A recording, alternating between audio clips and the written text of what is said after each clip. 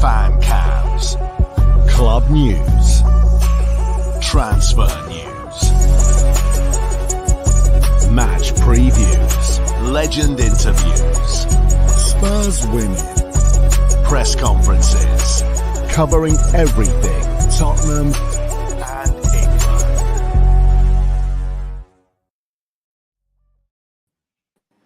Welcome back to the channel and welcome back to another edition of the Spurs Chat Podcast. In this edition, we'll be talking about the game that has just finished.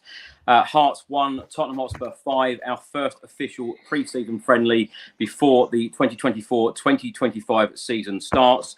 Now, I am recording live from the Tynecastle Stadium here in Edinburgh. We are live on YouTube, live on X, and also live on Facebook. So please do give us your thoughts on the game this evening. I've got three very special guests as per usual. We've got channel regular Craig Dearman back with us. Craig, how are you? Yeah, I'm good. What a backdrop you've got there, Chris. That's absolutely brilliant. Really happy with that performance. Looking forward to getting into this one. I thought that was really, after watching England, halfway through that first half, I thought it's so refreshing just to see some front foot attacking, pressing football. It was just worlds apart from what we've been used to the last 4 weeks. So it was really good to see. Looking forward to discussing that because there's a lot of positives, I think, come out of this game tonight. Absolutely. We've also got channel regular Gareth McGuinness back with us, of course, your UEFA licensed football coach. Gareth, how are you? All good, Chris. Just to echo what Craig said there, it wasn't just England on the Euros, it was just a lot of the games towards the back end of the Euros was very stiff and very passive, whereas I know that Spurs team looked very refreshed. I know they had a summer off. And I know they've, had time in training the last couple of weeks. So it was really, really good to see how the team played. We'll get on it and discuss it. And also very happy that Spain won the Euros. So couldn't be better. You had to say that, didn't you? Yeah, to say it, didn't you?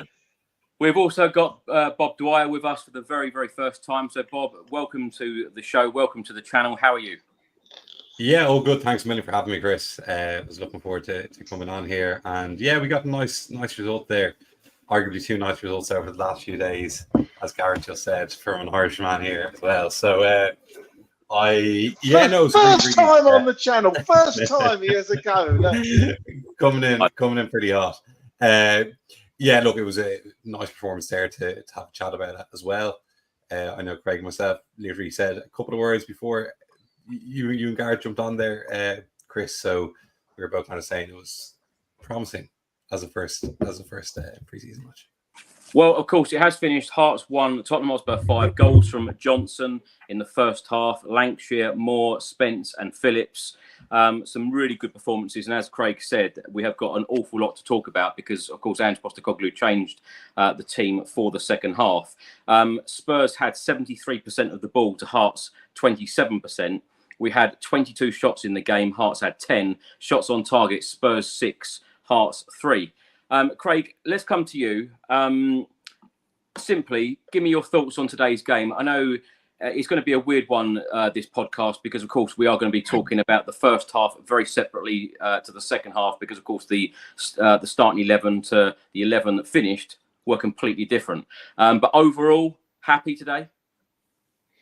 Yeah, very happy, to be honest. A bit of a weird lineup that first half. I couldn't quite work out who was playing centre back, and then obviously we saw it was Skip and Archie Gray, which was really obviously none of us had seen Archie Gray in the Spurs shirt before, so to see that was a bit bizarre. But I have to say Archie Gray in that first half, I immediately thought, wow, what a talent he is! Playing in a position that apparently he didn't even play once for Leeds. And to be able to put in a performance like that, look so assured, so calm on the ball, the confidence in the lad is unbelievable. You can see that straight away. Puts in a decent, solid tackle as well. I think we've got. Look, I know it's early days. We don't want to get carried away. But what a performance in your first time you pulled on Spurs shirt. He just looked like he'd been there for months, years even. He was so calm and just really impressed with the whole first half performance. That the goal which will come on to, I'm sure. Everybody looked sharp. Everybody looked quick to the ball, to the press. I thought Maddison looked really sharp in spells again. great finish by Johnson, which again we'll come on to, but that whole move that led up to it. But look, overall, I mean, the friendly against West Ham last year in Australia was good, but they were still learning the system. You can now see that certain elements of the play, the players are doing automatically, like Brennan Johnson getting across that front man to be in the position Ange wants him in. Little pockets of play, and it's only going to get better. So a really good start to pre-season. Yes, it's just a friendly, so we can't get too carried away, win, lose or draw. But for me, great start to pre-season. Loved watching us back playing. It's really good to see Tottenham back playing again. And long may it continue. And let's hope we can carry this on through pre-season and keep giving these players minutes, because I think, and again, I know I'll come on to it, I don't want to get ahead of myself, but I think Jed Spence has probably given him something to think about. I thought he had a fantastic performance, right back. So, yeah, loads to discuss. I'm really pleased with the overall performance, Chris. I thought it was great. I didn't ever think I'd hear you talk about Jed Spence in such a nice way, Craig, because let's face it, how many times on this podcast have we said about the likes of Jed Spence, will we ever see them in a Spurs shirt again? A lot of us thought that wasn't going to happen, but I completely agree with you. An exceptional performance from him today. Gareth, let's come to you. Before I ask you your thoughts on the overall game, what did you make of Hearts today? Because in their last pre-season friendly, they lost at home here 2-1 against Leyton Orient. Well, that's it. We were kind of speaking pre-game, weren't we? And I was kind of getting a bit of context on, because I know Hearts' season starts 2 weeks before ours. So I thought, just before the game kicked off, I want to see where Hearts are at, who they've played. And just seeing they played Leyton Orient on Saturday, and I was thinking, if you're losing 2-1 to a League One team at home, you're not going to be pulling up any trees. And this is a team that finished third last year in Scotland. And look, I've watched a lot of Scottish football over here in Ireland. I'm sure Bob will tell you the same. There's a lot of Celtic fans. A lot of friends of mine are Celtic fans. So it was quite good when it came to Ange came on, because I was able to get the DL on him. And Celtic fans spoke about him like they spoke about our manager in the last sort of 10 years about Ange. So I think it puts in the perspective where Scottish football is at the moment. You hear Jim White and Simon Jordan on the radio talking about the Scottish national team and talking about Scotland when they play the Scottish teams when they play in the Champions League and the Europa League. They tend to get beaten heavily when they play the top teams. And, putting on the perspective the team we had out in the second half, not a lot of them players have first team experience. It just looked like night and day quality, and fitness as well played a big part. I think we looked so fitter than the Hearts team in the second half. So how much you can read into it, Chris, is we'll see in the coming weeks. But look, first game of pre-season, they've had more practice than us, and we played a behind closed doors friendly against Cambridge. But in terms of our first official game, we look really good. If I was a Hearts fan, I'd be very worried. They played Leyton Orient the weekend. They sat in really deep in that first half and made it difficult. Second half, Spurs opened them up at will and really could have scored 6, 7, 8 in that second half, and that wouldn't have been an exaggeration. And they play Fleetwood now next, I think. And if they lose to Fleetwood at home, I think they might be League One or League Two as well. You'd be really worried. And I think they play Rangers at home in the first game of the season on the 3rd of August. You'd be really worried if you're a Hearts fan. But look, funny enough, I was watching it on Hearts TV. Don't ask me how, but I was watching it on Hearts TV. But, they were kind of saying that they're not too worried about the result. They're more about getting minutes on. I think that's what everyone says when they lose. If we had a good beat tonight, 1-0 or 2-1, this is our only first game. We've won 5-1 and we're up in arms. So I think pre-season's an easy get out for whoever wins always takes the positives, and whoever loses always tries to flip it on their positive. So look, if Hearts beat Rangers in the opening day, they'll soon forget about losing the Leyton Orient and Spurs. Bob, let's come to you. Let's get your thoughts on today's game. I know we'll break it up in sections in a second, in the first half and second half. But overall, you happy with the performances from everyone today? Yeah, I thought we were really good. I think first half, sorry, I said we'll come to this in a second, but first half, I think we looked a little bit lopsided. I think we was locking on the right side. That's just my opinion anyway. Second half, I think the nicest part about it was the fact that all these young players came in and played exactly the way that we've seen our first team play when they're at their best, like when that free-flowing passing football. And look, it's nice to have that option that they are able to come on. They can slot on. Even for those League Cup games that I know I was a sore point for me last season when he did a full 11 change for the Fulham game. But it is nice to see that it's not just the first team, but it's the young players as well seem to be buying into it. So it seems to be a full culture shift across the club, which is great, obviously. Yeah, I thought Spence was great when he came on. Again, didn't think I'd ever be saying that again. But looked really good. And maybe he has got that kick up the arse he's needed, and maybe realised, seeing that no teams are coming into him. I know we're sniffing out a little bit, and I think there's a gap in their evaluation. But maybe he thought he'd have clubs lined up for him or options there, and maybe they're not there, and he's thought, maybe I do have to put my head down and start working. And again, going to open a bit of a tangent here. He's seen players like Ndombele have their contracts ripped up, and maybe he's just thought I'll put the head down and buy into it. So look, I've no problem with any player coming back. If they do decide to turn around, great. And then the kids look great, as I said. I think Lankshear looked good up front. Mikey Moore, nobody's mentioned him yet, which I'm surprised it's come around the houses and nobody's mentioned him. He looked really composed on the ball. 16, absolutely outrageous. Think about, I'm sure, what all of us were doing at the age of 16. We just saw Yamal in the Euros, and now Mikey Moore. I'm not comparing them, but you can come to your own conclusion on that. But he took his go really well. And yeah, I thought all round it was a really good first game in pre-season. Like, no complaints. I think Gareth said there, you don't want to get too high with the highs in pre-season or too low with the lows. You take everything with a grain of salt. But look, so far so good. Unbelievable talent, as you say there, Bob, with Mikey Moore. But Bob, let's stay with you, because I want to talk about players taking opportunities. Because when Craig has already mentioned it, you've mentioned it about Jed Spence. It is about grabbing an opportunity, showing Ange Postecoglou and showing the fans and showing the club that perhaps he can make a stake to perhaps be in the starting 11 instead of being sold. Or is it, do you think, with Jed Spence in particular, do you think it is about giving him game time in games like this to put him more in the shop window to try and sell him? I think it's a bit of both. Look, football fans are fickle.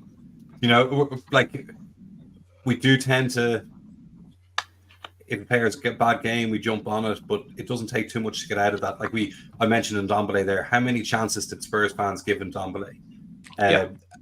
This season will be different. This season will be different. And even say Dele. Like, I know I love Dele Alli. We all probably did, but how many chances towards the end did Spurs fans give him? And I think we're a pretty supportive bunch as a fan base in general.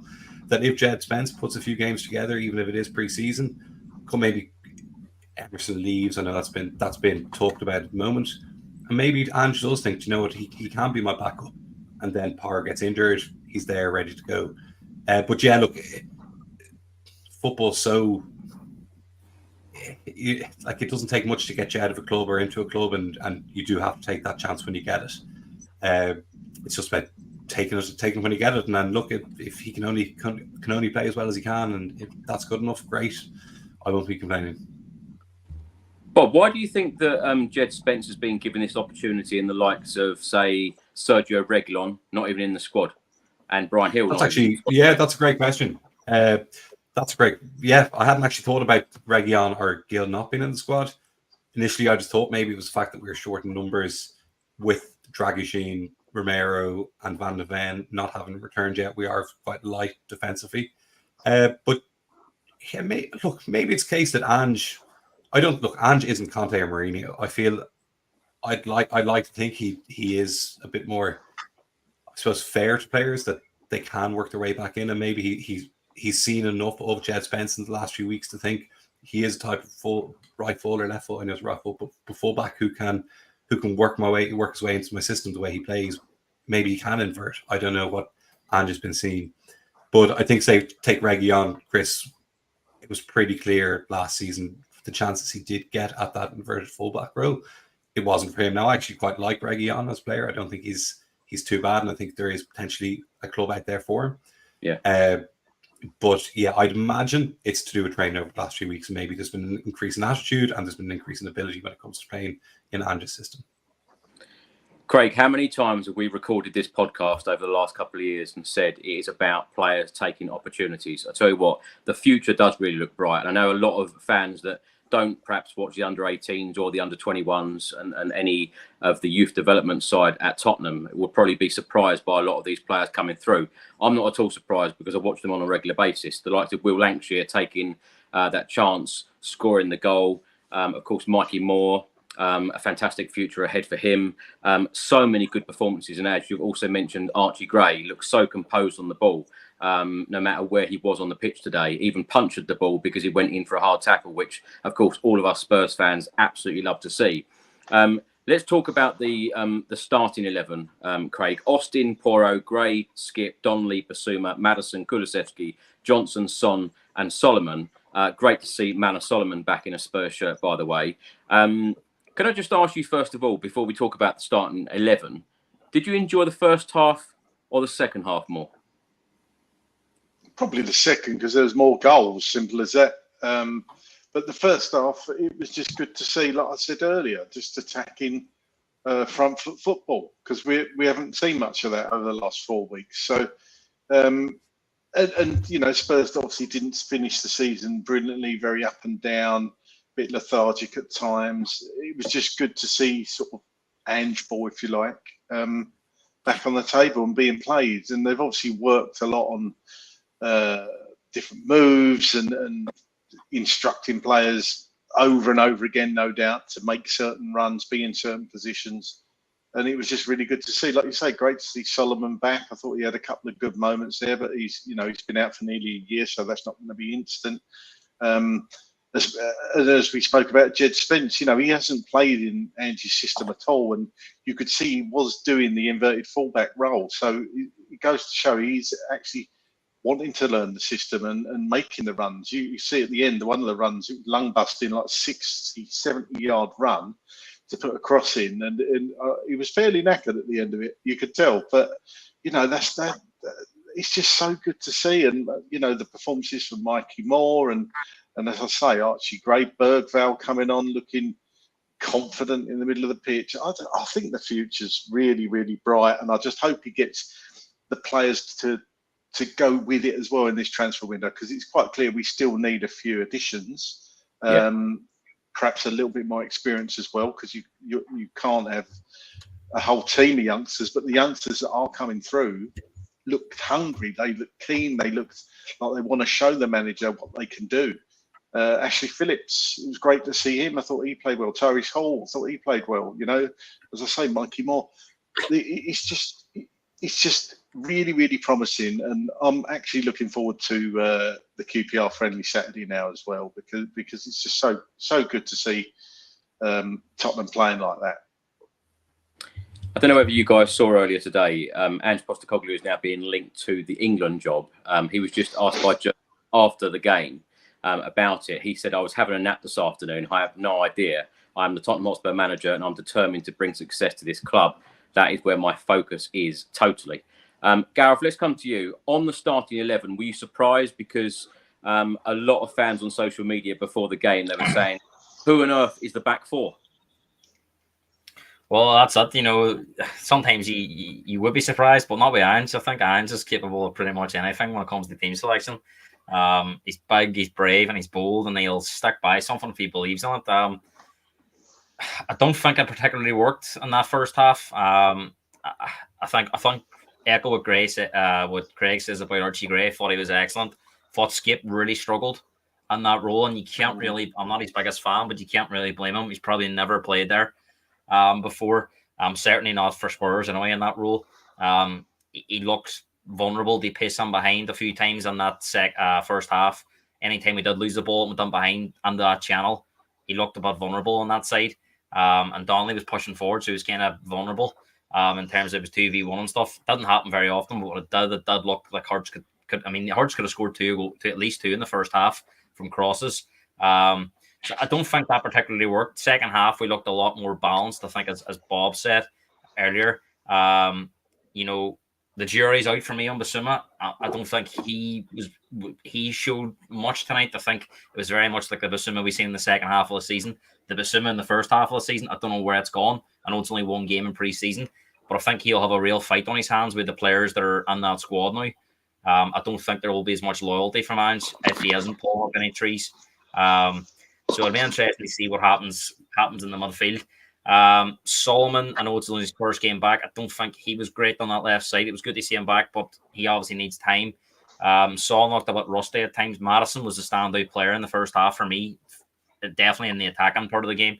Kulusevski had that nice touch for the goal. Maddison was really controlling the game first half. You know, he looked to play forward all the time. And Johnson was back in them, and he's almost become a trademark now. That goal coming across the front post he scored. We've seen it a few times now, last season, and obviously this first game of pre-season. Okay, but controlled the game first half. I just think that the balance of the team probably didn't help. I think that's an experiment that Ange has tried, and I'll be surprised on Saturday if he doesn't start the game with centre backs in there, because you know, trying to think about it, you know, is he thinking Phillips is going to go out on loan? So I want to try and play all the players that I'm thinking of my first team, like Skip, like Gray, who you'd expect to stay here. Unless Skip's sold, I would imagine he'll stay. I can't see him going out on loan now at this stage of his career. Whereas I can see the likes of Phillips going out on loan, because he's going to have a lot of competition for places on there, because you're going to have obviously Van de Ven, Romero, Dragusin, and the rumour is we're going to sign at least one more. Davis can play as centre back. Royale, if he stays, I don't think he will. He can also play it, and there are times we've seen last season. So I think we're pretty stacked if we get another sort of first team centre back on there. So maybe that's the thinking behind it. But as I said, from Saturday on, I'd like to see Phillips on there. He has a centre back. He knows the role. And if it means you have to rotate Gray and Basuma and Bergville and them players, then do it until you sort of get to that later stage of pre-season and you start thinking about your first 11 for the Leicester game. Bob, let's come to you. Attacking-wise, in the first half, what did you make of Johnson, Son, Solomon? Gareth mentioned Basuma there, Maddison, Kulusevski. What did you make of our attacking play in that opening 45 minutes? You could probably add the centre halves to that as well, with how high up we were playing. Like I said earlier, I think we were unbalanced. I feel a lot went down the right side between Porro and Johnson. I agree with Gareth. I don't think Solomon is good enough. I'm not sure what his contractual situation is with buy-on or sell-on clauses, because I'd imagine maybe with Shakhtar there could be something like that. But I wouldn't be surprised if he was to be moved on this summer. That's just my opinion anyway. I think there's better wingers we have there. Like I'd have pretty much all of our wingers ahead of him from kind of the first team. I thought we looked sharp. I think Maddison looked kind of as sharp as we've seen him really since he's come back from that injury. Again, to caveat that with, we know it's pre-season, we can't get too excited, but I think his even the way he was passing it, he was zipping the ball 2 feet, as opposed to when he came back, he was trying to zip balls and just wasn't putting it in the right position. I think I think the summer off has actually done him the world of good. As disappointed as I was not to see him get the call up for England for the Euros, I think he needed that summer off to properly rehab and get himself fully fit. So he looked really sharp. I think Kulusevski looked sharp in that kind of more central role. Johnson looked good, and I said that signature goal when he makes that run across. Solomon for me is the odd one out when it comes to, I just don't think he's good enough for where we need to go as a club. And then Basuma, Gareth, you're right. He's an absolute enigma. We know how high his ceiling can be, what he can do, beating presses at times, but he's just too inconsistent to depend on. And when you need a player to be dependable for 38 games a season, I don't think Basuma is that.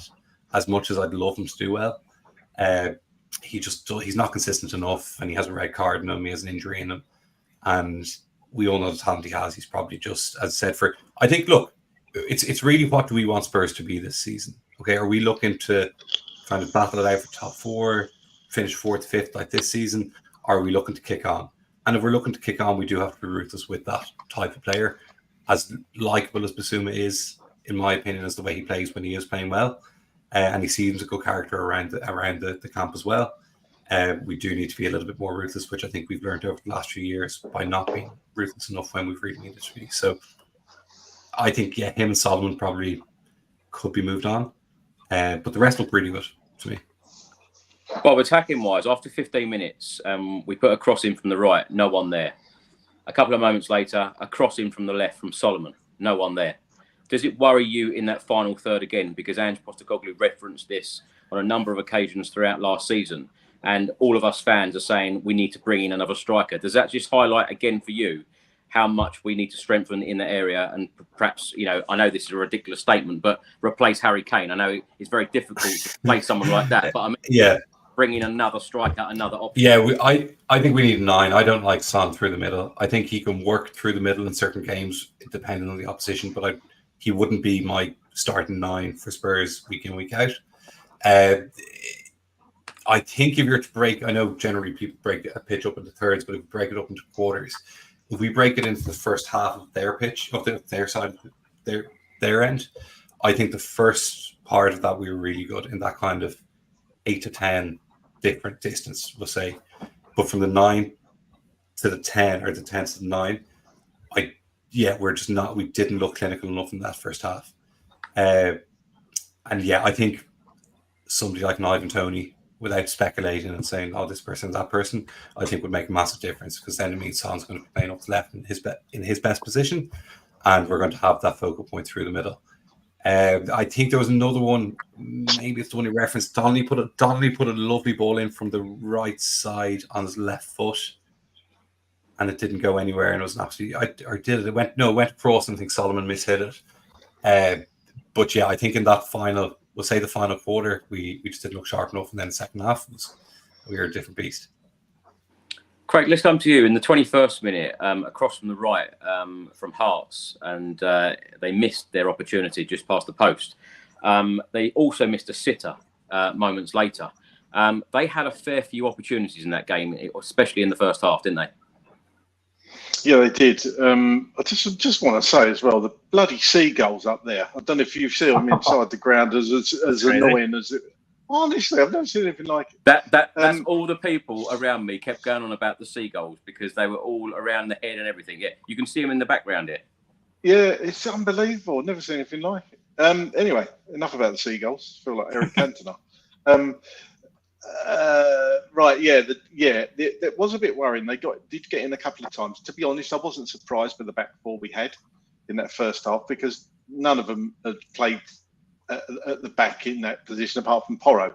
And like you said, the attacks come down their right-hand side. So it's not a surprise. I thought Donnelly played pretty well as you could be expected at left back. He's not a left back. Did the midfield part of it well. I thought he had a pretty solid game, but you can't expect somebody to learn that role overnight. He's clearly just filling in there, isn't he? I don't think Ange would see him as a long-term backup to Udogie.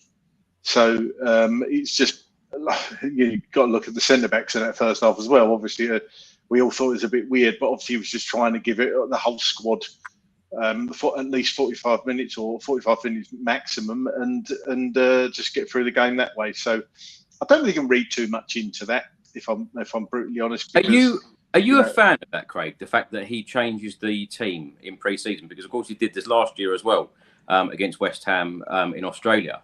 Are you a fan of that, giving everyone 45 minutes? I think at this stage of pre-season, I can't see a problem with it, because how's he going to find out about people and players and certain systems if he doesn't give them a go?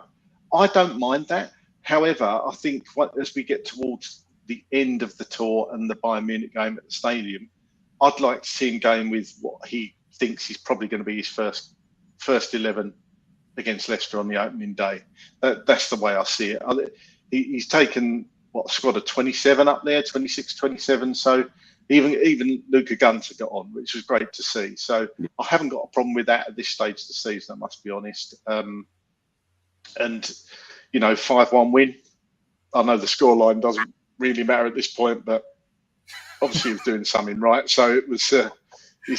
It's not too bad at all, even with all the seagulls buzzing around. So yeah, it was just good to see a win, a convincing win, let's be honest, and banging in a few goals for Lankshear was absolutely superb as well. Just a shame he only got 22 and a half minutes, but there you go. Craig, midway through the first half, James Maddison had a free kick, and I actually said out loud, James Maddison hasn't scored a free kick for Spurs yet. This is going to be the first one, and then he hits the wall. How many times have we spoken out about a player needing to hit the perfect free kick? We've seen James Maddison a lot do it in training. We've seen him do it for Leicester. When is he going to finally hit the back of the net with a free kick? Well, so hopefully he does it in the league or in a cup, at an important time. But yeah, it was a pretty lousy free kick. Again, he won't be happy with that, will he? Porro can hit a free kick. Sonny can hit a free kick, and Maddison is a set piece specialist apparently. So look, we know he's got that in his locker, but like you say, we'd just love to see one go in. look, one of the best free kick takers in the world, apparently Ronaldo. He hasn't scored a free kick in about 6 years, has he? Certainly not for his country. But law of averages, one's got to go in at some point, right? So all he can do is just keep practicing. I thought it was a pretty poor strike, to be honest. He's obviously trying to get that whip over the wall into the near corner, but didn't quite work. In fact, he nearly took the bloke out. Actually, I thought it hit him in a rather nasty area, but he actually hit him in the side, didn't it? So yeah, not a brilliant free kick, but we can but hope that we get a few more in pre-season. He can bang one in. Craig, also wanted to ask you about Jamie Donnelly, because of course he started the game today. How pleasing is it from your point of view? I know everyone on this channel follows the under-21s very closely, and of course they won the Premier League 2 title last season. Jamie Donnelly was really at the heart of all of that. A fantastic performance from him throughout the campaign. How important is it that players like this do get starts in friendlies like this, get opportunities like this? Because I know we've spoken out about players now like this perhaps going out on loan. Do you think that they're going to get more opportunities, players like Jamie Donnelly, when the league season starts? Yeah, obviously, as you know, I followed the under-21s closely last season, went to the final. I think Jamie Donnelly's a real star of the future. I think he's a fantastic footballer. Versatility, strength, power, pace. I think he's got everything. He just needs to get given that chance. And if he continues to impress Ange and show him his versatility, I personally wouldn't mind seeing him stay around at Tottenham this season rather than go on loan. I've said before, and I'll say it again, I think those 3 midfield positions are up for grabs. You've got to say probably will get the nod, certainly to start with, in the number 10 role. But if we do play 2 10s like we kind of did today, I think any of those positions are up for grabs there. And if he takes his chance, then Ange will give him that chance, you'd hope. But there's so much competition. But as I think it was Gareth said about Bissouma, it just doesn't look right to me. He had a few spells today, but he's not running games. We haven't seen him run games since the Luton game last year, in my opinion, when he got sent off before that, So yeah, I think the 6 and the 8 are definitely up for grabs. And the way Bergvall came on today and looked like he, again, had been playing for Tottenham for years, just gliding past people, controlling the ball, pointing where people should be. Yeah, I tell you, it's just looking really good. And competitions, if we can get a good nucleus of players in that centre midfield, nobody's guaranteed to play. Bentancur, Bissouma, Sarr, none of them. So I love a bit of that competition, and the youngsters are going to be hungry. They're hopefully going to push everybody on. So it's looking good. Let me just break away a minute. Ange Postecoglou was asked about the transfer window. He said, we've got a strategy in place about what we want to do. I'm really happy with the 2 lads that we've brought in, but obviously very talented, but more importantly, really ambitious. They're not here to ease their way in. They want to play, and I think that's great. They've brought a really good energy to the group, and no doubt there will be a couple of more additions, but I'm comfortable with where we're at. We will talk about the transfer window shortly. Gareth, let's come to you. In the 37th minute, I know you guys have criticised Bissouma, but he did put in a good cross. No one there, again, which worried me in the first half, the amount of crosses he did put in, and it didn't seem that anyone was busting a gut to get in there, or, Son, who was up front, he wasn't in that position to tap home. A minute later, great work from James Maddison and Kulusevski, finished by Brennan Johnson. And of course, Brennan Johnson got a hat-trick a couple of days ago against Cambridge in the behind closed doors friendly. Gareth, what did you make of Brennan Johnson today? And a great finish from him. Yeah, great goal. Want to see more of that from Johnson, because I think we done a podcast last summer and we were linked heavily with Johnson. And I says there's definitely potential in Johnson to be a top Premier League player. I think Craig was more on the lines of getting an Eze or an Elise, and look, them 2 are fantastic as well. I think Johnson was probably not the top on the tongue of Spurs fans. I think they wanted somebody more productive. But, Johnson last year for me didn't really reach where I thought he would go, and he still had decent numbers, 10 double digits for assists, popped up with a few goals, a few important goals. If you remember the one away home to Brighton, last kick of the game, he is a threat. Just sometimes I think he needs to be a wee bit braver, a wee bit more confident in himself, and goals will help. think if he keeps getting that success, you know, it's very similar to the goal he scored against West Ham at the London Stadium, where he got across the near post and scored. And you know, if you get more of that, because he's got pissed, burn. Sometimes I just think just that wee bit of belief. He lacks that wee bit of belief in himself, and if he can get that in this game, you're going to see a real top player. Thought he done really well. He linked up quite well on that right hand side with Porro. Son at times today was probably the deepest I've seen him ever drop. He didn't really play as a 9. He almost played like a false 10 or false 9. Played in the 10 a lot. If you remember the first goal, Son's actually in the edge of the box, and Johnson's the one making the run for the goal. So I'm not sure if that was by design, but you know that would worry you going forward. That if Son plays there and he's dropping deeper, he is going to be in the box. Because you can't rely on Johnson to buy me 15 goals a season.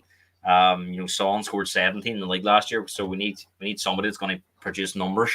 And I definitely think that's why, you know, you're going to talk about later. There will be a striker coming on because Richarlison, again, just not reliable, injury prone, constantly injured since he's been here. And when he has got on the team and on a run, he's looked decent. But we definitely need somebody in that area that's reliable and probably even better than Richarlison, more prolific. So be interesting to see what happens. Just on Basuma, what Craig was saying, completely agree. The difference between Basuma and Bergville was night and day in terms of controlling a game. You know, Bergville, you just swore he was the one that was here. He was the experienced player. Basuma at times just thought he was very slow on the ball, putting his foot on the ball, not moving it quick enough. So, I don't know. Maybe Charles watched a different game, but I just thought Bergville made such a difference in that second half when he come on. We seemed to play the ball forward much quicker, and there was a time in the second half where he got the ball on the edge of the D from the goalkeeper. I think it might have been Gunter at the time. It was towards the end, and he just spun it, played a 1-2, and the ball ended up at the other end of the pitch with Skjorda going around the goalkeeper and scanning it over the bar. That was all from Bergville's turn. So he was starting off a lot of them attacks in the second half. So for me, Basuma's going to have a real fight in his hands with the players that's coming in, the young players chomping at the butt. I completely agree with Craig. The likes of Donnelly, the likes of Moore, the likes of Lankshear, and the likes of them players, I'd like to see them stay on. And for me, the other players that maybe have had chances like Scarlett, you know, maybe give him an hour loan, because I think these boys, like Lankshear looked ready when he come on. Like my dad hadn't seen much of him. He was watching the game and he says, just his hold up play in general, his movement, just looked ready to come onto the team. And sometimes even players that, you know, Scarlett's a bit older, but age means nothing in terms of if you're ready. If you're ready and you're good enough, you're old enough. And we've seen that in the Euros with Yamal. Lankshear, he's a natural goal scorer, a fantastic player. Even scored a couple of goals at the weekend. Chris, when he was on too, we had a focal point. He was able to play off and play, and we didn't really have that in the first half. Yeah, an incredible goal scorer. I think certainly one for the future, and that's going to be interesting to see whether he gets an opportunity under Ange at the start of the season, or indeed he goes out on loan, because there are various clubs interested. Now, in the 41st minute, Solomon put a great ball into Heung-min Son, but his touch let him down. A minute later, Pedro Porro blasted over the bar. Bob, let's come to you. I want to talk about Archie Gray wrapping up the first half, because what an exceptional performance from him. And as the guys have said already, it looked like he had been in a Spurs shirt for many years. Looked so comfortable on the ball. After the game, he has just said, I'm grateful for the opportunity to play in this team, and I'm excited for the next few games. Now, the stats from the first half for Archie Gray: 1 clearance, 3 interceptions, 50 out of 52 passes completed, 2 out of 2 accurate long balls, and 3 out of 3 aerial duels won. What a 45 minutes in a Spurs shirt from him.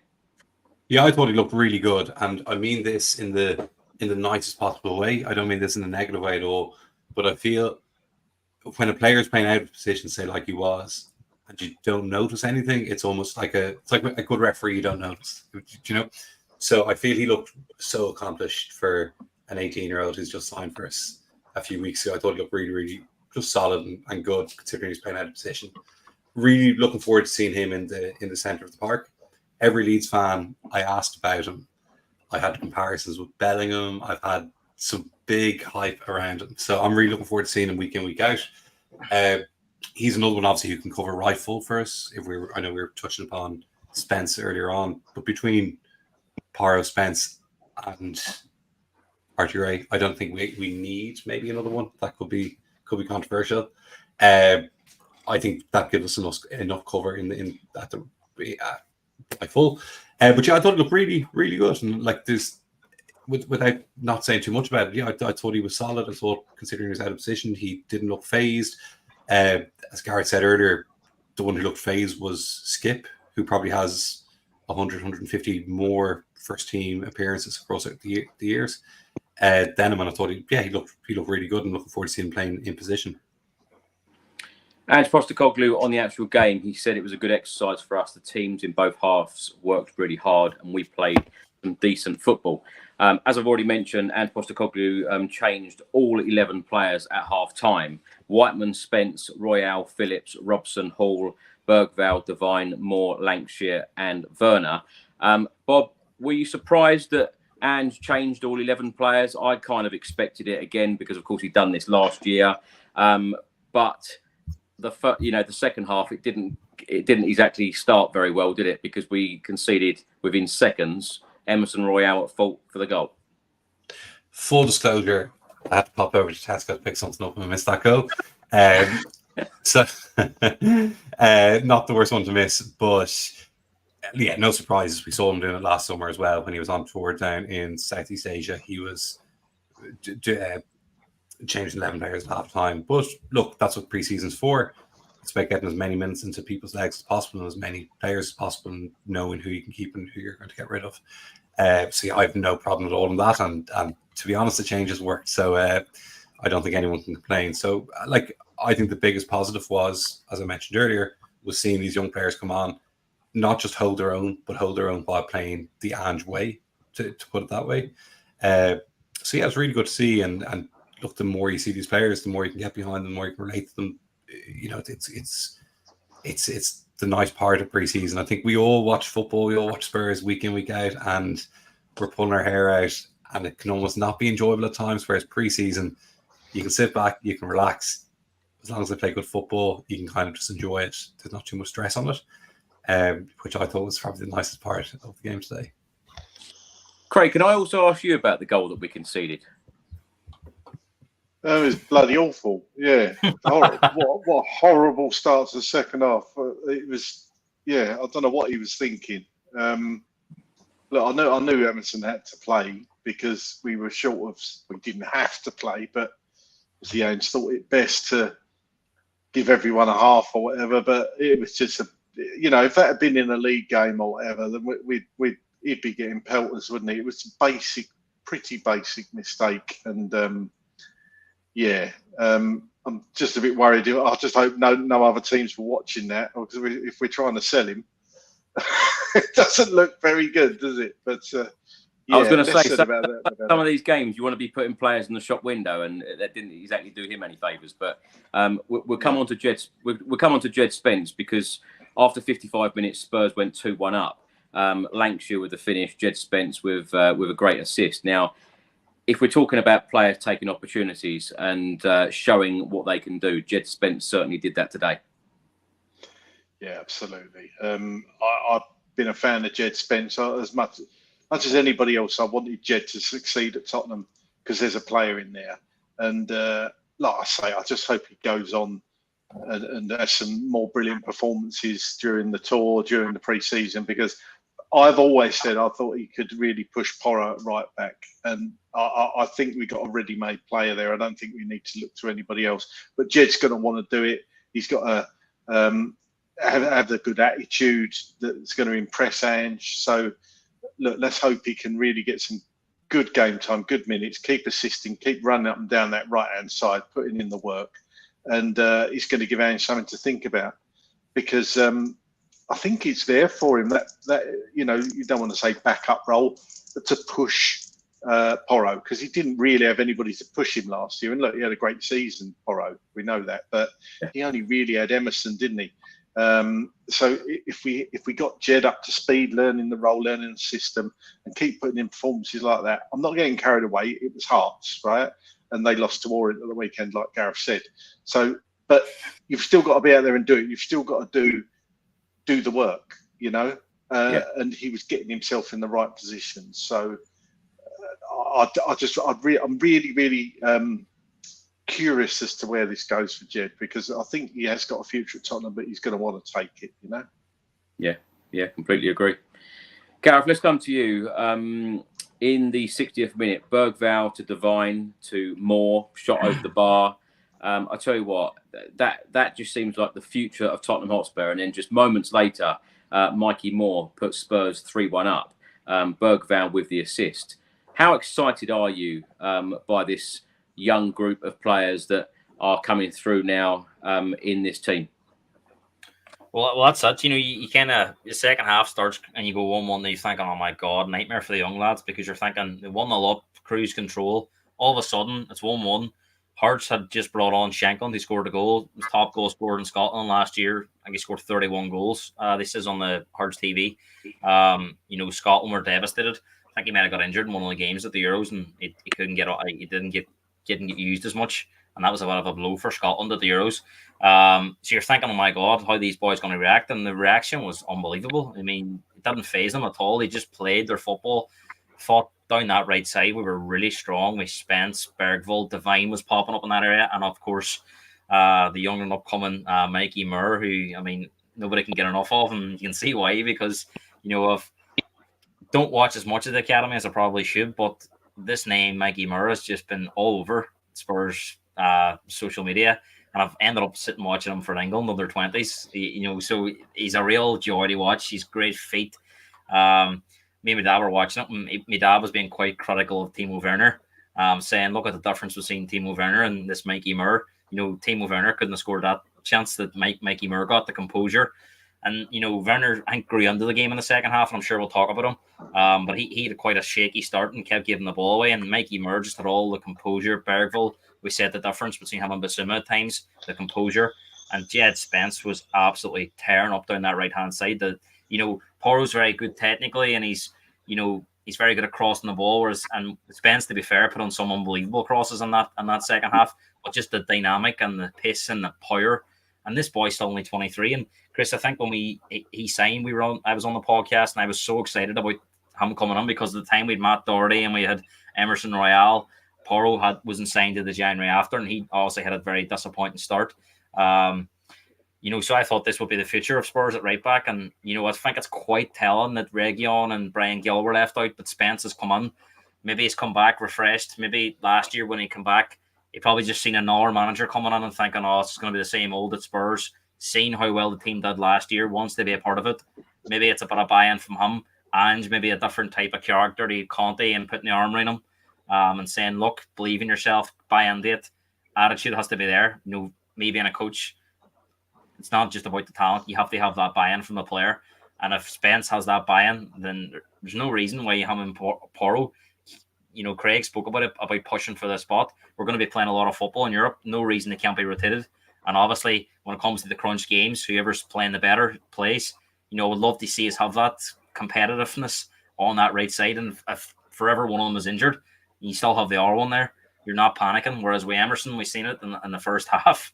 He will just never get that out of his game. And, Emerson's a likable character at times, but you do have your heart in your mouth. And there's some players like that at Spurs over the years, and Emerson is one of them players. He could be having a great game, but you still believe there's a mistake on him, or there's a moment of madness on him.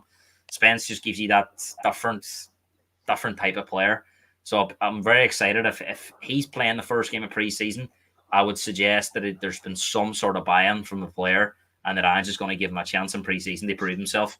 And if he keeps playing like that, Porro's got a big problem, because Spence, for me, in the second, we speak about all the young players, but Spence was my man of the match. Scored a goal.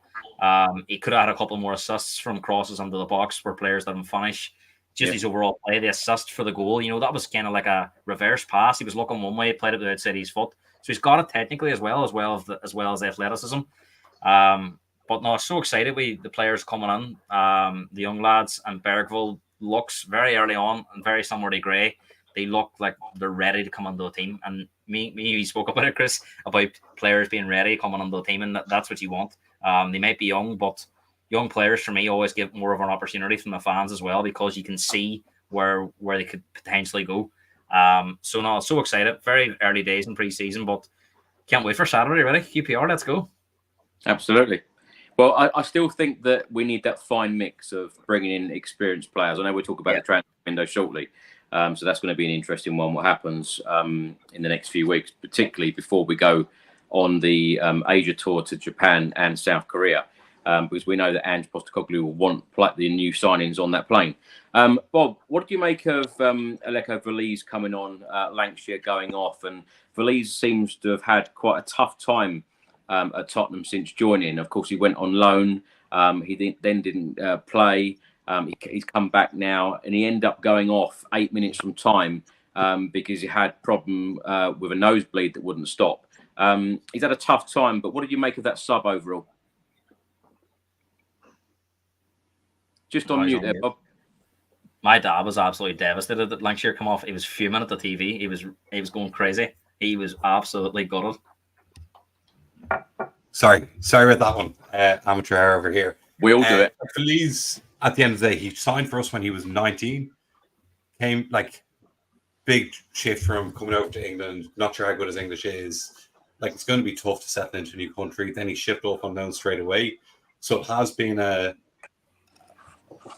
probably a tough year personally for him as much as anything. But no, look, it's good to see him getting minutes. And like Lankshear, somebody mentioned it here in the comments, just touching upon him again.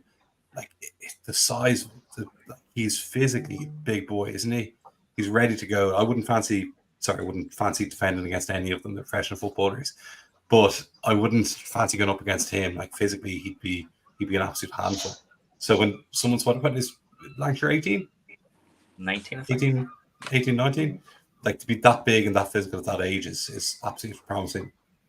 And yeah, Valise, look, let's give him a few minutes. Let's see how his preseason goes. I personally think Valise could be one of these players we signed and never ends up getting a run of the team. And before you know it, he's off playing somewhere like Villarreal and he's doing pretty well. And you kind of think to yourself, geez, do you remember when he used to play for us? Haven't played 2 League Cup games. I think that could be the type of player Valise is. But yeah, let's see what he can bring. I didn't see too much of him last season when he was out on loan or anything, if I'm being honest. But yeah, let's see what he can do. Bob, also, let's ask you about Jed Spence's goal. Of course, Timo Werner with the assist, making it 4-1 in the 72nd minute. With the assist from Timo Werner, are you a fan? Are you pleased that he's here again at Spurs next year? I like Timo Werner. I know he divides opinion. I can see Gareth shaking his head there. I'm not sure if that's Timo Werner. Look, he's frustrating. He is frustrating. We've seen plenty of frustrating players for Spurs over the years. I like him. I like his work ethic is good. First of all, he always tries at least. But his pacing behind it can scare defenders. He can stretch the play. I like him off the bench more than anything in those kind of last, when you're the centre halves or the right full gets a bit tired and you can kind of get at them. That's what I like from Timo Werner. I think a lot of people overreacted to the signing and were overly negative maybe towards it. But if he's brought in as a purely squad player, I'm happy to have Timo Werner at the club. If he's been brought in to be our starting left winger, I wouldn't be happy with that as an option. But look, to be fair, his numbers are okay. He does pop up with quite a few assists, less goals. I can almost see Gareth thinking that. And look, that's how I see Werner. Like you said, though, earlier, Bob, in the podcast, it's where we want to be. What's the ambition for next year? That's a good point. Yeah, and maybe I'm talking out of two sides of my mouth on that. And I appreciate that. Have I said we need to be more ruthless? And now I'm saying, I know he'll do a job. But yeah, as a squad player, I'm talking pure squad player to come on the last 10 minutes of game, to be there if we get stuck with injuries, that you're not bringing somebody, now I'm going to say not bringing academy players up, and that may not be the best thing to say either, but you have a player there who's experienced, who has won trophies at different clubs. Is he good for the squad? I'm sure. I think he's a good squad player. Bob, talking about the youth players and the academy players planning games like this, do you think that they are going to get more of an opportunity now that Andrew's been at the club for over a year? Do you think that in league competition and, say, the League Cup and indeed the Europa League, do you think that they're going to get more game time than the youngsters perhaps did last year? Because when Daniel Levy and the board appointed Ange Postecoglou, one of the things that Levy actually come out and said to the fans is that Ange is about academy, about bringing young players through. As fans, though, we didn't really see that in his first season. Yeah, we didn't see it too much now. I know towards the end we saw it maybe a little bit more with Donnelly getting a few minutes, with Moore getting a few minutes towards the end of the season. Yeah, I'd like to think, he will absolutely start bringing them through. I think last season was a funny one insofar as we didn't have Europe to fall back on. And I think that going back to that Fulham League Cup game, I think that's what his mindset was behind a full reset for that game. He thought I had to get to see the players at some point. What I would like this season is to get the Europa League group done and dusted, even with their full team, get that out of the way, and then start playing young players in those group games when it's already boxed off. Same with League Cup games. I'd like to see pretty full strength and really get at whatever cups we can win. I think Europe, get it boxed off early, get young players, academy players playing a fair bit of that then after. And then, I think, look, what I would say is I'd be looking at your Donnellys, your Moores. They'd be the ones I would be hoping to get more minutes. Yeah. Your players, say, like Tyrese Hall or even Lankshear, maybe it might be a season too soon for them because they weren't even considered there last season. But certainly Mikey Moore and Donnelly, I'd like to be seeing in squads this season, Craig, let's come to you in the 82nd minute. As I mentioned, Valise went off, Dane Scarlett come on. A couple of minutes later, Alfie Whiteman went off, Gunter came on. What a great moment for him, because, of course, he was one of the standout players again in the under-21s team last season. 5 minutes from time, Ashley Phillips scored Tottenham's fifth and final goal of the game. And in the 90th minute, Dane Scarlett firing over the bar. But Craig, let's go back to the 85th minute. Ashley Phillips scoring Tottenham's fifth. What did you make of our last goal? Yeah, you could see how disappointed Dane was that he'd missed the header, or the keeper had saved the header. And obviously Phillips just slid in at the far post. Another good ball in, wasn't it? But shame for Dane that he didn't get that. You could see how frustrated he was. It just hasn't quite happened for him at Spurs so far. I think he's one of the players that could probably do with another season loan. I see a lot of people in the chat saying, his time's up. He's not going to make it at Tottenham. But he's not really had a successful loan wherever he's gone. I think he's been a bit unlucky. Yeah. So I don't think you should give up on him just yet. But I don't think his future for this season is going to be at Tottenham. I think he needs that loan away just to get his confidence back up and see what he can do. Perhaps with a League One or Championship side, well, hopefully a Championship side. So, frustrating night. Obviously, we would have probably wanted more minutes, ideally, obviously. But he had a couple of chances to score, and they just didn't go his way. But I'm sure Ashley Phillips was pleased with his goal, and it'd be interesting to see what happens with him, of course, because is he going to go back out on loan, or is he going to be part of that we've got essentially four decent centre-backs, in my opinion, but it just depends what the manager thinks and how he wants to play it, of course. Craig, these first pre-season friendlies, as of course we've already mentioned, last week's behind closed doors friendly against Cambridge, today's against Hearts, and then Saturday's one against QPR. Are they big enough tests for Spurs at this stage? I think it's just all about getting minutes in the legs of players, to be honest with you.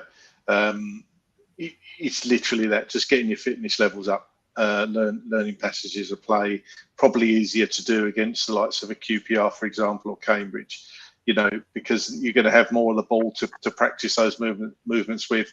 And then obviously we get into the pre-season tour. That's a whole different kettle of fish, obviously, because there's a financial reason that we go to these places, but we're going to be playing Bayern Munich twice, of course, as well. So that should hopefully be a sterner test, you would hope. Like I say, it's just all about fitness and then seeing which players he's going to want, because, as he said, I would hope there's going to be at least a couple of signings before we go on the tour. Obviously, those days are ticking down. The clock's ticking on that. So it's going to be interesting to see what happens over the course of the next week. We obviously all keeping a very close eye on X and your updates, Chris, to see where we are, because I remember saying I think you'll see it move pretty quickly after Euros has finished, and well, the Euros finished a couple of days ago or 3 days ago, and we haven't heard anything really, have we? So let's hope something happens towards the weekend and early part of next week. But still work to do. Like I say, he wants a couple of players in at least. Hopefully, one of them is going to be a number 9. But let's see. Well, let's go exactly there. Let's talk about the transfer window. Gareth, let's start with you on the transfer window. What is your expectation from what you've seen today? Has it highlighted any more for you what Spurs need? What do you expect Spurs to do in terms of outgoings and incomings?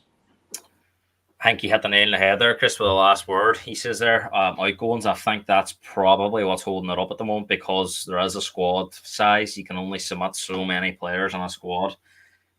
People want to, criticise, and it's easy to criticise. Spurs have been criticised for a lot of years about transfers in the summer. No matter what you do, people aren't happy. There's been good windows and probably more bad windows in the last 10 years. I think slowly but surely that's changing. I think the last few windows have been positive. I think we're starting to get the bulk of the bulk. First signing 5 or 6 now in a window, you're getting 4 maybe good ones that's come in. If you think about the last year, you think about Doggy, Van de Ven, players that got coming in who've instantly come in. Vicario, there's been more hits and misses, I think, for a number of years. Towards the end of Poch, Conte, Mourinho, there were more misses. I think the structure's better. There's a clear identity of a player. We're not just going out there and winning it. It's clear talent. They're looking for young players that can come in and play now with high potential. Yes, we do have to balance that with experience. If a player comes on the market that's 24, 25, it's going to cost. Will they go there and spend the money? We did last year, to be fair. Maddison was there and we went and got him. There is a lot of talk about Eze. That seems they have died down since the Euros, but I expect Eze to go somewhere. I know Palace won't want to lose Eze and Elise in the same window, but I think it's very much a release clause, so it could be took out of Palace's hands if somebody comes in and activates that. It's really up to the player, and I'm sure he'll want to move on, especially with Elise moving on. Where does that leave Palace? Gahey as well could be going, so there's definitely room for Eze to go somewhere. Spurs are topped as the favourites. The other question is, do we need an Eze? Or do we need players in our areas? If he spends 68 million as the reported release clause on Eze, does that leave you short of a striker that you might need 70 million to spend on? So up in the air, I think we're pretty We need stacked. both. The problem you've got, Chris, is if Maddison and Eze's both fit, I don't think they can play together, and that's the big issue you may have. Unless you're going down the route of Man City, and you're going to have 2 superstars in every position, which I don't see us having. My point is, Gareth, when I say we need both, and what Bob alluded to earlier about where we want to be next season, Ange has come out and said on a number of occasions he doesn't want to finish 4th. He wants to finish 1st. He wants to go for the top prizes, and he wants to go for it. What does Spurs need, in your opinion, to be going for it and challenging the likes of Arsenal and Manchester City? I think a striker is more important than an Eze at the moment. If Eze comes in, I'm not going to be complaining. It'd be a great signing. But there's talk of a winger as well. So Neto's been mentioned. If we sign Eze and Neto, I'm not sure what top striker we can get, because that's going to cost 150 million to get them to. So where are we going to get 70 or an already million to sign a striker? I just don't see Spurs splashing 250 million in this window.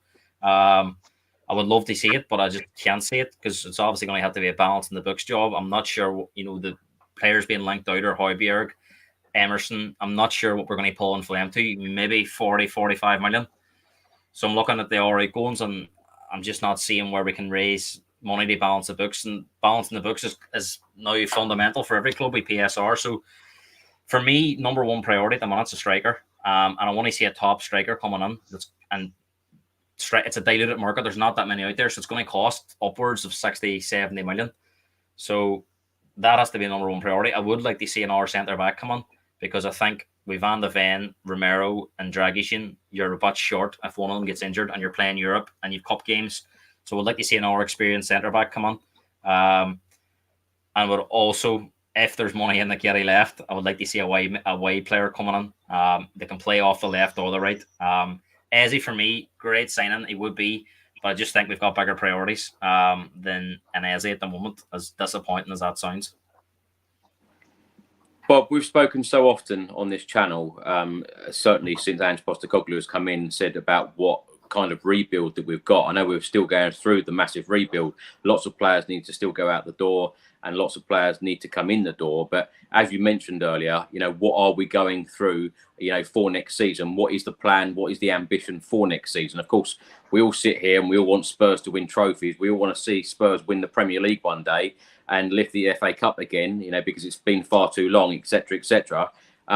What, in your opinion, does Spurs need, and what, in your opinion, do you think Spurs will do before the transfer window closes? So I think we need potentially another 6 if a Højbjerg goes. Skip could go. I know Skip is probably there because of the homegrown quota. He's pretty important at the moment for Spurs. And then we need a 9. Another position, this is, I suppose, a left field shout of what I think. I think we need a sub-keeper. I think we need a replacement for Forster. Just if Vicario gets injured, we're all nervous. That's one, I think. And that one, I don't think will be too hard to fill. I don't think that's going to be big money or anything to get somebody in who can do a job sitting on the bench to cover us. But yeah, I would say exactly what's what Paul's saying there. A midfield general, kind of a 6 who can go box to box. A Roy Keane, I'm not expecting too much. And a centre forward, I said Tony earlier, the comments lit up. I said I meant somebody like Tony, a target man of a 9. The dream for me, and if we're playing fantasy football here, I would love an Isak, that type of player. Or the other one who, if we went out and out, we could probably push it is, I think Julian Alvarez at City. If he wants to go and play for us every week rather than sit on the bench for Haaland, I think he'd be absolutely perfect for us. But yeah, look, we'll see what the club's ambition is in the next 2 weeks, won't we? I think it's really, really important 2 weeks for the club. And if we go out and spend the money, or if we try to cheap it up, as we've previously done in the past. But no, look, as Gareth said earlier, I think the data model that we seem to be using now, along with what Ange wants to bring in, has been working so far. I think we had one of our best windows last summer, other than the fact we lost a certain Harry Kane. But like Van de Ven has been exceptional. And remember about Van de Ven, he signed and he was in that weekend against Brentford. And did he come on for Romero or did he start?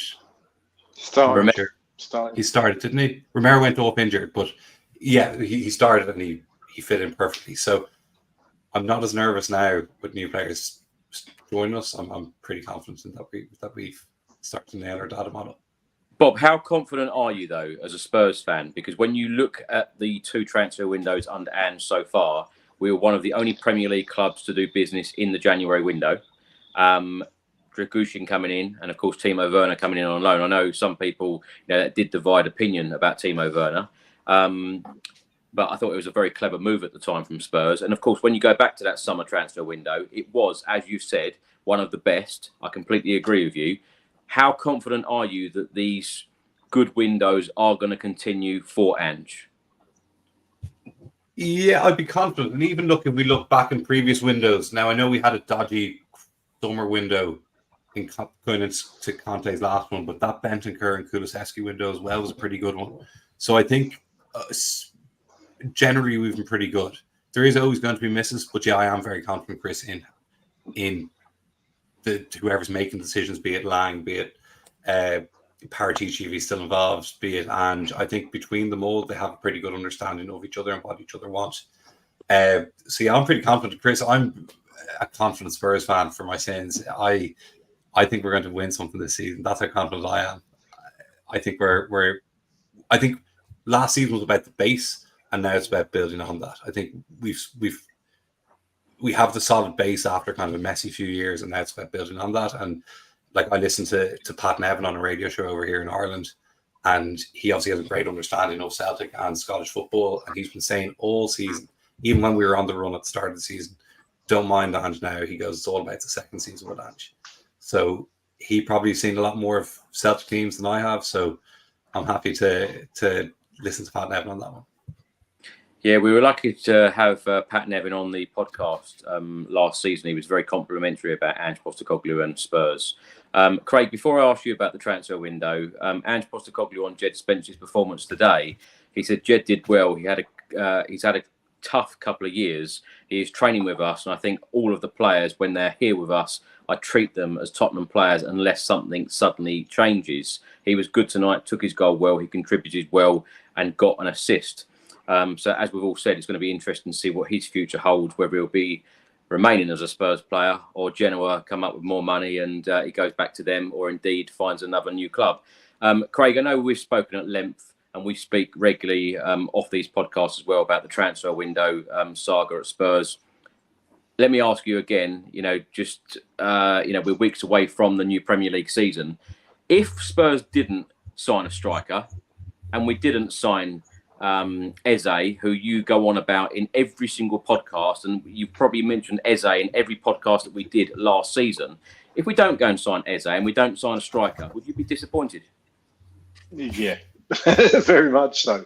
I totally agree with what Gareth said, though. I think Eze and Neto, the Spurs aren't going to go out and do that, and I don't think we actually need. But well, look, if we were Man City, Eze, Neto, Isak, what an unbelievable that would be, or Alvarez from City. That's the sort of player. I think Alvarez maybe get a ball. I mean, you've got to pull him away from City, obviously, and whether City would sell to us. But we've surely got to do something, because we could all see, every fan could see where the problems lay last season. All right, we had other problems, but having an out-and-out number 9, Richarlison does a job, but I still don't think he's quite the right fit up there. We need an out-and-out goal scorer. We need as near to Harry Kane as you can get. Obviously, Kane's in a different stratosphere, and you're not going to get Harry Kane. But a goal scorer, I don't think that's too much to ask. And they've had long enough to think about it and long enough to get their target. So, but you don't seem to be hearing much about strikers in rumours. Yeah, that's what worries me a little bit, if I'm honest. Yeah. I don't know if anybody else has heard rumours. Like you said, the Ezes, the Netos, the mentions of other players. I'm sure half of them are just made up stuff because people haven't had anything to write about. But you haven't had many strikers' names linked with Tottenham. And I do find that a bit concerning, because that is one of the key positions I think we need to build on, to have. Look, I mean, Lankshear came on. I totally agree with you. I think in a couple of years, he's probably, if he's still, oh God, I hope he is at Tottenham, that he's going to be pushing for starts week in, week out. I think he's an absolutely fabulous centre forward. I think he's only going to get better. I can't see that they would see him as the hope for our centre forward at the moment. He's so young, that's a hell of an ask. If he was a backup to the number 9, what's he say? Why are you so hard on Richarlison? Because I don't think he's the answer for Tottenham. I don't think he's a bad footballer. I just don't think he's what we need. I think there's better players out there that can score more goals. Richarlison is a number 9. He's never got more than 13 goals in the season, in the Premiership season. I think that tells you everything you need to know. I don't think he's ever going to achieve those goals of 20 plus goals a season. So I think we do need to look at other players in those positions.